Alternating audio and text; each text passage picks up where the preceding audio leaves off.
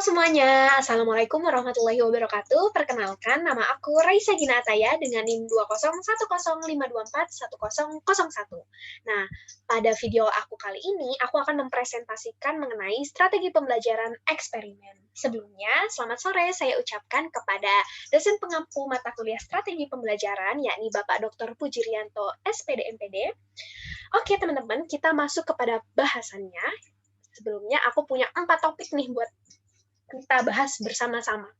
Yakni yang pertama ada kedudukan strategi pembelajaran dalam teknologi pendidikan, kemudian ada variabel pembelajaran menurut Regelut, kemudian ada garis teacher sampai student center, dan yang keempat ada eksperimen atau strategi pembelajaran eksperimen dari mulai definisi hingga langkah implementasi. Yuk sama-sama kita belajar dan simak penjelasannya berikut ini. Yang pertama yaitu kedudukan strategi pembelajaran dalam teknologi pendidikan. Sebenarnya apa sih kedudukan strategi pembelajaran? Kenapa harus ada strategi pembelajaran ya gitu. Strategi pembelajaran berkedudukan sebagai facilitating learning atau memfasilitasi belajar. Hal ini sesuai banget nih dengan definisi TP atau definisi teknologi pendidikan menurut salah satu lembaga yakni AICT pada tahun 2008. Salah satunya ini TP ini untuk memfasilitasi belajar. Kemudian strategi pembelajaran ini untuk menghubungkan antara belajar dan proses belajar. Kenapa sih sebenarnya membutuhkan strategi pembelajaran untuk memfasilitasi belajar itu sendiri? Kenapa nggak belajar aja udah kan bebas gitu.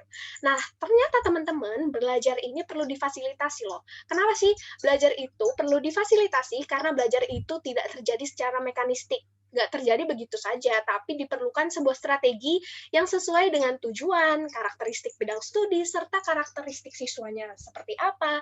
Jadi, diperhatikan tuh semuanya dalam strategi pembelajaran ini, sehingga tujuan pembelajarannya tercapai dengan efektif, efisien, dan memiliki daya tarik. Seperti itu. Kemudian lanjut kedua yakni variabel pembelajaran Regelut. Nah, setelah tadi aku bilang tentang ada tujuan pembelajaran, ada memperhatikan karakteristik bidang studi dan macam-macam, kita masuk nih ke yang punya nih, yakni variabel pembelajaran punyanya Regelut. Nah, ini ya kita bisa lihat sama-sama ini variabelnya seperti ini bentuknya. Ada berbagai macam jenis, yakni ada tiga poin pokok yaitu bisa dilihat ya teman-teman, ada kondisi, metode, serta hasil. Yang pertama yaitu kita harus memperhatikan kondisi. Jadi sebelum menentukan strategi pembelajaran, itu kita harus menentukan tujuan pembelajaran terlebih dahulu. Melihat kondisinya, ada tujuan pembelajaran, ada karakteristik bidang studi, ada karakteristik siswa. Nah, tujuan pembelajarannya ini tentu mesti kalau misalnya orang hidup nggak punya tujuan mau apa gitu. Jadi kalau misalnya pembelajaran pun jadi kayak gitu. Harus punya tujuannya. Tujuannya ini mau ke ranah apa? Ranah afektif, ranah psikomotorik, atau ranah kognitif gitu. Yang kedua, karakteristik bidang studinya. Kita harus memperhatikan kondisi dari karakteristik bidang studi karena berbeda-beda nih teman-teman. Sesuai dengan tujuan pembelajaran kita apa, misalnya ranahnya sikap atau nilai, kita harus mencocokkan gitu karakteristik bidang studi, kita cari bidang studi apa yang kira-kira cocok dengan tujuan pembelajaran kita itu. Kemudian memperhatikan karakteristik siswa. Nah, ini merupakan salah satu yang harus menjadi pijakan dalam pembelajaran. Bukan harus lagi, ini wajib kayaknya nih. Karakteristik siswa, karena kan siswa ini kan yang kita ajari, yang belajar gitu. Jadi ya ini, kita harus memperhatikan karakteristik siswanya, mulai dari contohnya tahap perkembangannya, gaya belajarnya, audio visual, atau apa gitu. Kemudian kita masuk kepada metode. Nah, metodenya ini setelah kita menentukan tujuan dan memperhatikan semua kondisi yang sudah kita telaah dan analisis, kita harus perhatikan pula strateginya. Strateginya ada apa aja sih? Yang pertama, strategi pengorganisasian materi. Jadi pengorganisasian materi ini seperti contohnya gampangnya gini aku jelasin. Kalau misalnya kamu belajar matematika, sebelum kamu belajar matematika yaitu pengurangan. Sebelum kamu belajar pengurangan atau perkalian ya, contohnya yang agak tinggi gitu, kamu sebelum mempelajari perkalian pasti kamu harus diajarin dulu pertambahan, karena kalau nggak belajar pertambahan, perkalian nggak mungkin bisa, karena di dalam perkalian itu ada tambah-tambahan gitu. Jadi sebelum perkalian mesti harus ada pembelajaran atau materi tentang tambah-tambahan gitu. Jadi itu salah satu contoh pengorganisasian materi, mana dulu yang didahulukan gitu.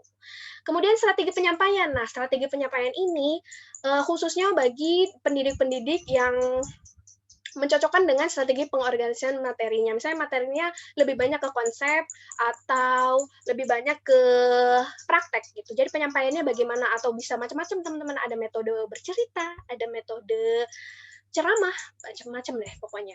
Nah, kemudian strategi pengelolaan. Nah, ini sangat penting. Kenapa sih penting? Karena pengelolaan atau manajemen. Seseorang kalau misalnya melakukan sesuatu harus memerlukan manajemen atau diatur gitu kan, biar sesuai runtut, biar tujuannya tercapai. Nah, sama dengan pembelajaran, harus ada strateginya dalam pengelolaannya. Misalnya kelas, pengelolaan kelas. Jadi kalau misalnya eh, strategi pengelolaan kelas itu penting juga supaya kelasnya itu menjadi baik, rapih gitu, hidup gitu. Semua ini karakteristik, memperhatikan strategi, tujuannya dibuat, itu untuk apa sih sebenarnya strategi pembelajaran? Untuk mengefektifkan keefektifan, efisiensi, dan daya tarik pembelajaran. Tentunya itu hasilnya. Itu dari semuanya itu kita mencari itu efektif, efisien, dan daya tarik itu. Kemudian garis teacher student center. Kita masuk kepada penjelasan strategi pembelajaran eksperimen. Sebenarnya si eksperimen ini berada di mana? Berada di mana? Apakah student center atau teacher center? Sebelumnya aku ngasih tahu dulu nih, student center apa ya? Terus teacher center tuh apa ya? Nah, student center berarti pusat atau tengah-tengah. Student artinya siswa. Jadi yang lebih banyak berperan itu si siswa itu. Jadi mereka menjadi pusatnya pembelajaran gitu. Jadi kayak misalnya nih contohnya, kita ambil contohnya langsung. Kita lihat garis ini, semakin ke kanan semakin student center, semakin ke kiri semakin teacher center. Kalau student center pusatnya adalah siswa, berarti teacher center pusatnya adalah guru gitu. Kita lihat di paling kiri ada ceramah. Metode ceramah ini termasuk apa? Kalau misalnya ceramah itu kan pasti yang ngomong guru, yang ngomong di depan pasti kan pengajar atau pendidik, itu masuknya teacher center karena gurunya lebih banyak aktif gitu. Terus ke kanan nih, eksperimen itu nanti aku jelasin nih eksperimennya apa nih, strategi pembelajaran eksperimen kok dia masuk ke student center ya gitu. Kemudian diskusi ini tengah-tengah karena diskusi ini melibatkan antara siswa dan juga guru gitu. Masuk kepada penjelasan mengenai eksperimen dari mulai definisi hingga kelebihan dan kekurangan nih teman-teman. Nah, definisi eksperimen ini merupakan cara belajar mengajar yang melibatkan peserta didik dengan mengalami dan membuktikan sendiri proses dan hasil percobaan tersebut. Jadi eksperimen atau percobaan kita sering dengar. Jadi siswanya ini langsung turun gitu, langsung uji coba, langsung melaksanakan proses pembelajarannya langsung gitu. Kayak misalnya mencoba minyak dan air, apakah benar-benar mereka nggak bisa bersatu ya, nggak bisa bergabung gitu. Jadi mereka langsung, si siswa nih membuktikan langsung gitu. Kenapa?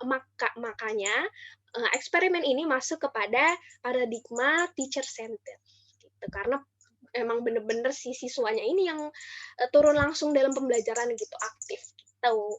Kemudian tujuannya sebenarnya apa sih? Kenapa sih siswa yang langsung turun? Kenapa sih siswa yang langsung terjun langsung gitu belajar gitu?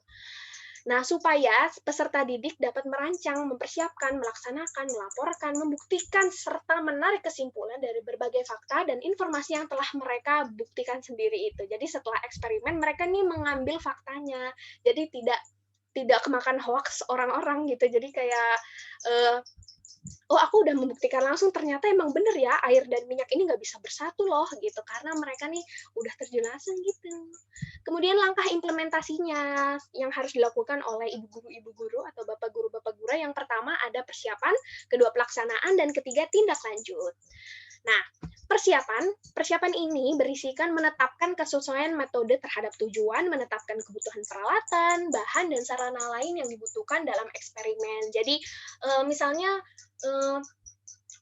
perlu apa aja yang perlu laboratorium, perlu gelas, perlu air, perlu minyak gitu. Kemudian mengadakan uji eksperimen sebelum menugaskan kepada siswa. Jadi supaya menguji terlebih dahulu. Ini hasilnya nanti kalau misalnya diuji cobakan kepada siswa-siswa bagaimana, apakah hasilnya baik atau melihat kemungkinan yang akan terjadi hasilnya bagaimana gitu. Yang ketiga ada menyediakan peralatan bahan setelah menetapkan oh mau pakai ini langsung disediakan tuh blek gitu. Jadi isinya apa aja, oh butuhnya oh aku nyari air gitu, butuh air, butuh gelas gitu. Kemudian pelaksanaan nih teman-teman, pelaksanaannya pasti eksperimennya ya tentunya. Yang pertama mendiskusikan bersama seluruh siswa mengenai prosedur, peralatan, dan bahan untuk eksperimen. Kenapa perlu didiskusikan? Jadi sebelum pelaksanaan hendaknya guru itu memberitahu dulu, tapi memberitahu bukan langsung kayak menunjukkan gitu. Oh gini gini gini gitu. Cuma memberitahu, membimbing aja, ngasih aba-aba seperti itu. Nah, membimbing serta mengawasi eksperimen yang dilakukan oleh para siswa. Tentu saja eksperimen itu kan kita nggak tahu jadinya bagaimana gitu.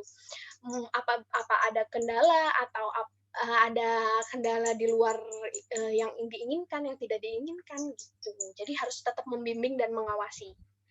Tindak lanjut ini istilahnya evaluasi gitu. Evaluasinya yang pertama mendiskusikan hambatan-hambatan. Jadi selama tadi pembelajaran eksperimen ini ada hambatan-hambatannya atau hasil eksperimennya bagaimana gitu. Kemudian membersihkan ini alat-alat yang tadi dipakai dibersihkan, dirapihkan kembali, disimpan kembali. Evaluasi akhir yang dilakukan oleh guru ini sangat perlu banget ya evaluasi itu untuk melihat nanti sebenarnya strategi pembelajaran eksperimen ini apakah sudah cocok dengan siswanya atau dengan ruang lingkup pembelajarannya, apa sudah mencapai tujuannya, seperti itu. Kelebihan dan kekurangannya, yang pertama kelebihannya siswa menjadi tidak mudah percaya pada sesuatu yang belum pasti kebenarannya atau hoax kita sering sebutnya. Kemudian siswa lebih aktif berpikir dan berbuat karena mereka terjun langsung karena ini student center gitu. Kemudian siswa menemukan pengalaman praktis serta keterampilan dalam menggunakan alat-alat gitu. Jadi kan tadi merapihkan, menyimpan, mempersiapkan jadi telaten gitu. Kemudian kekurangannya nih memerlukan berbagai fasilitas dan peralatan yang harganya mahal atau nggak murah gitu. Karena kalau misalnya ribet ya, agak bawa-bawa barang-barang seperti itu gitu. Agak punya kekurangannya sendiri karena seperti itu. Kemudian menuntut ketelitian, keuletan, dan ketabahan. Kalau misalnya anak-anak kita melakukan strategi ini pada anak SD, kalau anak SD kan maunya main-main terus disuruh diem aja susah gitu. Ini ya itu memerlukan ketelitian, keuletan, jadi agak gitu. Nah, kemudian yang terakhir, setiap percobaan tidak selalu memberikan hasil. Maka dari itu, hasil yang diharapkan atau kendala-kendala yang di luar jangkauan pendidik atau guru, maka dari itu harus tetap diawasi dan dibimbing. Gitu. Terima kasih. Sekian penyampaian dari saya. Mohon maaf apabila banyak kurangnya. Wassalamualaikum warahmatullahi wabarakatuh. Sampai jumpa.